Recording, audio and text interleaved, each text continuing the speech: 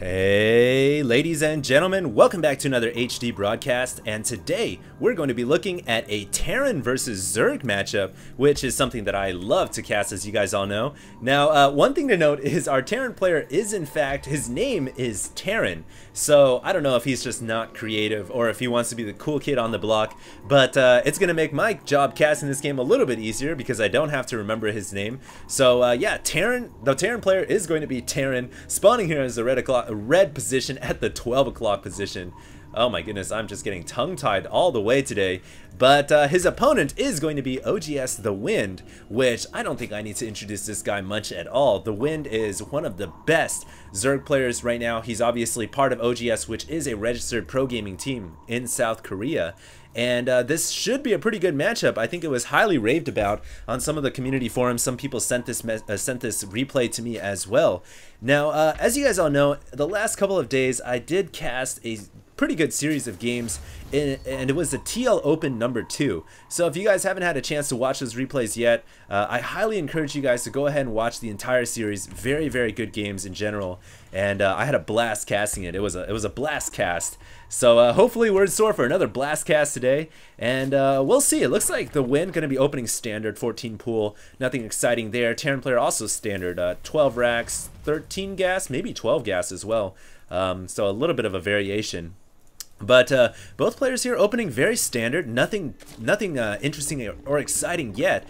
But this is something that I've come to expect from a lot of the players, some of the best players, is you don't really want to play games where you're going to cheese your opponent every single time or try something that you're not familiar with. Yes, it's fun, yes, it's exciting, but in general, you want to have your best build order down, your staple, kind of like your crutch, what you like to fall back on, your opening build, and that's what both these players obviously have mastered to a perfection, and it's something that I do as well. You know, 14 gas, 14 pool, or 14 pool, 16 hatch. Those are the kind of build orders that are very standard. 12 refinery, or 12 barracks, 13 gas.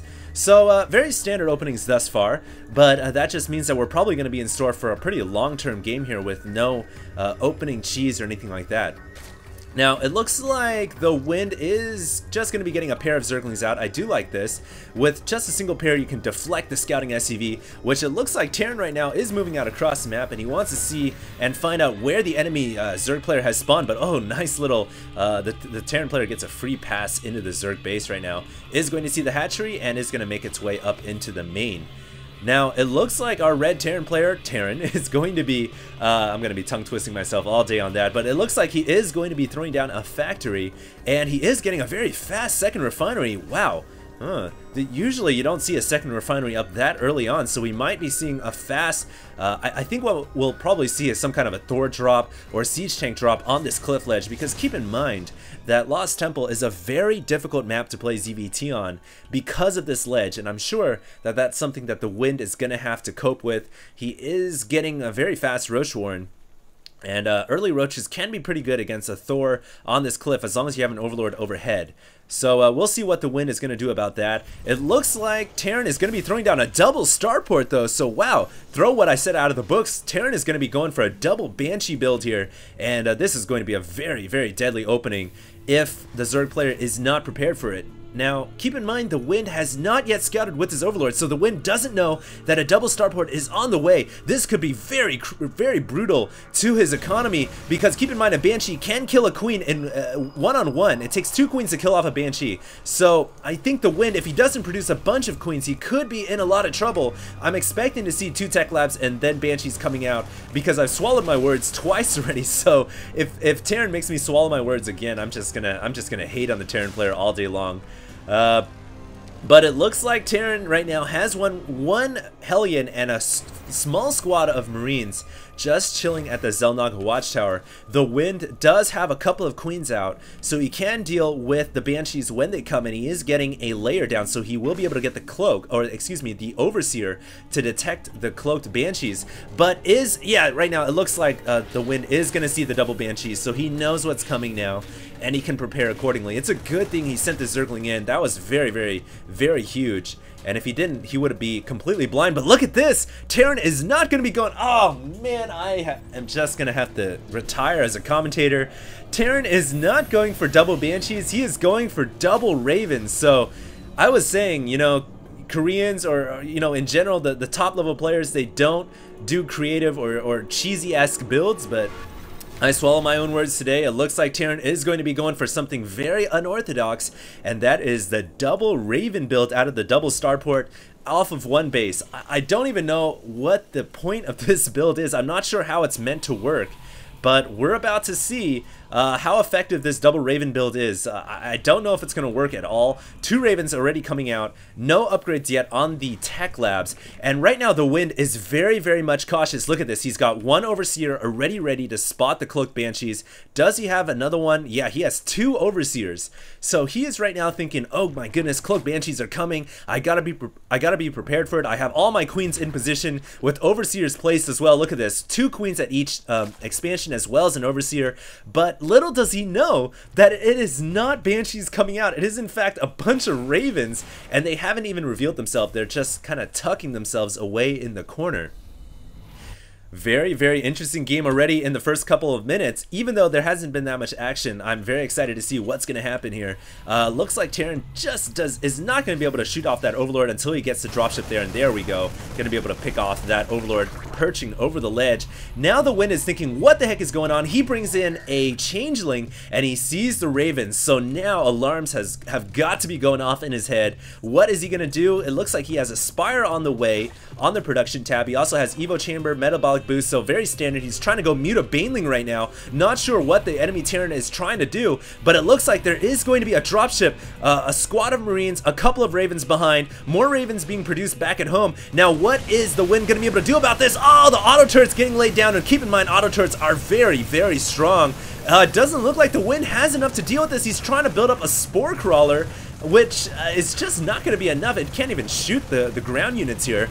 And the Wind bringing in his queens. He needs to use his queens to pick off the Ravens. He also needs to kill off these auto turrets. The auto turrets are just doing so much damage. These things have taken off a lot of kills. It looks like the dropship did get picked off right there by the queens, but it looks like Terran is not going to be able to hold off. So nice little opening from Terran, but unfortunately didn't really pay off, and I don't know. I think if he had gone for Banshees, it would have been a much, much better game for Terran, because right there he just lost his dropship, he lost all of his Marines. I don't think he really did any economic damage at all, and right now the Wind is definitely chilling. He's producing a bunch of drones. He's got better income at the moment, slightly, and he's also got Mutalisks on the way. So very, very good situation right now for the Wind. Look at this though, Terran is going to be throwing down another command center. So he's going to try to be very bold, very, very creative here. Going to throw down a command center after this 2 starport build. So very aggressive opening. He doesn't even have enough SCVs to saturate these 2 bases. So I don't know what he's thinking getting this 3rd command center up. But of course orbital command over there can definitely help increase his income rate. Now, I really want to see what the Wind is getting. Looks like he's getting Roach Speed. He's also getting Centrifugal Hooks. So he is going to be going for a Baneling Muta play, but he's also going to supplement that with some Roaches. I do like that. And keep in mind the Mutalisks are going to be pretty good against the Ravens. Although it looks like right now we do have a bunch of upgrades. We have durable materials as well as Corvid Reactor on the way. I don't actually know the names of those upgrades. I actually had to click that. But these upgrades very, very good for Ravens. One giving the Ravens more energy. The other one allowing the PDD and the auto turrets to last a little bit longer. Now, I'm curious why Terran hasn't gotten the upgrade at the engineering bay, which does give +1 range to auto turrets and of course gives armor to the auto turrets as well. There's 2 different upgrades you can get, and there we go, there's the engineering bay. So we'll see if those upgrades come. But right now, both players just kind of building up, a bunch of changelings coming out to go scout the map. And here we go. Looks like Terran is going to be aggressive. He's going to come in with 3 of his Ravens. Let's see what kind of damage he can do. He does have slightly better economy right now. And is he going to lay auto turrets down in the mineral line? Yes, he is. Right, just a little bit away from the Spore Crawler, but there we go. He's going to lay one down to pick off the Spore Crawler as well. All the drones forced to run away. OGS bringing out his Mutalisks and his Lings, but oh, could he lose some of his buildings here? His Roach Warren could possibly go down. These changelings going nowhere, and it looks like, oh, just a grid of auto turrets doing so much damage. Why is the Wind not defending? He's actually going to allow his hatchery to go down the hatch. The layer falls, and oh no, big pickup right there for Terran. I'm surprised the Wind didn't have anything to deal with this, but hey, you got to remember those auto turrets do a lot of damage. And wow, could we be seeing a revolution in Terran versus Zerg play.